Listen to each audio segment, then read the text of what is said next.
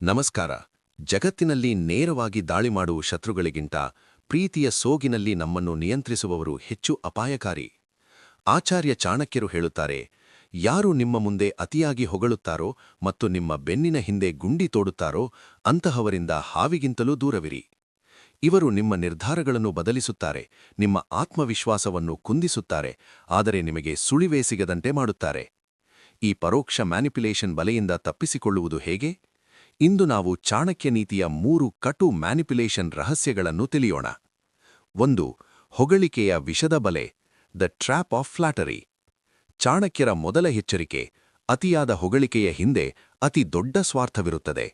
ಮ್ಯಾನಿಪ್ಯುಲೇಟರ್ಗಳು ನಿಮ್ಮ ಅಹಂಕಾರವನ್ನು ಬಡಿದೆಬ್ಬಿಸುತ್ತಾರೆ. ನೀವು ಸುಂದರವಾಗಿ ಕಾಣುತ್ತಿದ್ದೀರಾ, ನೀವು ಅತಿ ಬುದ್ಧಿವಂತರು ಎಂದು ಹೇಳಿತಾ ನಿಮ್ಮಿಂದ ತಮಗೆ ಬೇಕಾದ ಕೆಲಸವನ್ನು ಮಾಡಿಸಿಕೊಳ್ಳುತ್ತಾರೆ. ಯಾವಾಗ ಯಾರಾದರೂ ನಿಮ್ಮ ತಪ್ಪುಗಳನ್ನು ಮುಚ್ಚಿಟ್ಟು ಕೇವಲ ಹೊಗಳುತ್ತಾರೋ ಅಂದು ಅರ್ಥಮಾಡಿಕೊಳ್ಳಿ, ಅವರು ನಿಮ್ಮ ಏಳಿಗೆಯನ್ನಲ್ಲ, ತಮ್ಮ ಲಾಭವನ್ನು ಬಯಸುತ್ತಿದ್ದಾರೆ. ವಿವೇಕಿ ಮನುಷ್ಯ ಕಟು ಸತ್ಯವನ್ನು ಹೇಳುವ ಮಿತ್ರನನ್ನು ಪ್ರೀತಿಸಬೇಕೇ ಹೊರತು ಸಿಹಿ ಸುಳ್ಳು ಹೇಳುವ ಮ್ಯಾನಿಪ್ಯುಲೇಟರ್ನನ್ನಲ್ಲ. 2. ತಪ್ಪಿತಸ್ಥ ಭಾವನೆಯ ಸೃಷ್ಟಿ, ಗಿಲ್ಟ್ ಟ್ರಿಪ್ಪಿಂಗ್. ಮ್ಯಾನಿಪ್ಯುಲೇಟರ್ಗಳ ಅತಿದೊಡ್ಡ ಅಸ್ತ್ರವೆಂದರೆ ನಿಮ್ಮನ್ನು ಅಪರಾಧಿಯನ್ನಾಗಿ ಮಾಡುವುದು. ನಾನು ನಿನಗಾಗಿ ಇಷ್ಟೆಲ್ಲಾ ಮಾಡಿದೆ, ನೀನು ನನಗಾಗಿ ಇದನ್ನಾದರೂ ಮಾಡಬಾರದೆ? ನೀನು ಬದಲಾಗಿ ಬಿಟ್ಟಿದ್ದೀಯಾ? ಇಂತಹ ಮಾತುಗಳ ಮೂಲಕ ಅವರು ನಿಮ್ಮನ್ನು ಭಾವನಾತ್ಮಕವಾಗಿ ಒತ್ತಡಕ್ಕೆ ಸಿಲುಕಿಸುತ್ತಾರೆ. ಚಾಣಕ್ಯರು ಹೇಳುತ್ತಾರೆ, ಧರ್ಮ ಮತ್ತು ಸತ್ಯದ ಹಾದಿಯಲ್ಲಿ ನಡೆಯುವವನು ಯಾರ ಮುಂದೆಯೂ ತಲೆ ತಗ್ಗಿಸಬೇಕಿಲ್ಲ. ಬೇರೆಯವರ ಉಪಕಾರದ ಹೆಸರಿನಲ್ಲಿ ನಿಮ್ಮ ಸ್ವಂತ ನಿರ್ಧಾರಗಳನ್ನು ಅವರಿಗೆ ಬಲಿ ನೀಡಬೇಡಿ. ಭಾವನಾತ್ಮಕ ಬ್ಲ್ಯಾಕ್ಮೇಲ್ಗೆ ಬಲಿಯಾಗುವುದು ನಿಮ್ಮ ವಿನಾಶಕ್ಕೆ ದಾರಿ. 3.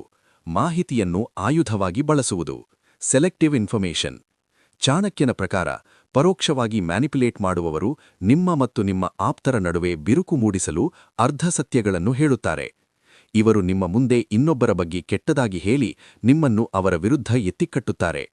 ಚಾಣಕ್ಯರ ಸೂತ್ರವೊಂದಿದೆ, ಕಣ್ಣಾರೆ ಕಂಡದ್ದು ಸುಳ್ಳಾಗಬಹುದು, ಪೂರ್ವಾಪರ ವಿಚಾರಿಸಿ ನಿರ್ಧಾರ ತೆಗೆದುಕೊಳ್ಳಿ.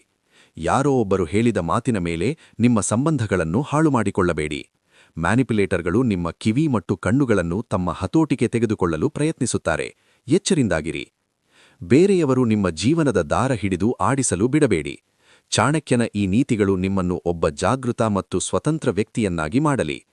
ನಿಮ್ಮ ಜೀವನದಲ್ಲೂ ಇಂತಹ ಸೈಲೆಂಟ್ ಮ್ಯಾನಿಪ್ಯುಲೇಟರ್ಗಳಿದ್ದಾರಾ? ಕಾಮೆಂಟ್ನಲ್ಲಿ ನಿಮ್ಮ ಅನುಭವ ಹಂಚಿಕೊಳ್ಳಿ. ಭಾವನಾತ್ಮಕವಾಗಿ ನೊಂದು ಮೋಸ ಹೋಗುತ್ತಿರುವ ನಿಮ್ಮ ಗೆಳೆಯರಿಗೆ ಈ ವಿಡಿಯೋ ಶೇರ್ ಮಾಡಿ ಅವರ ಕಣ್ಣು ತೆರೆಸಿ. ಸಬ್ಸ್ಕ್ರೈಬ್ ಆಗಲು ಮರೆಯಬೇಡಿ. ಜಾಗೃತವಾಗಿರಿ.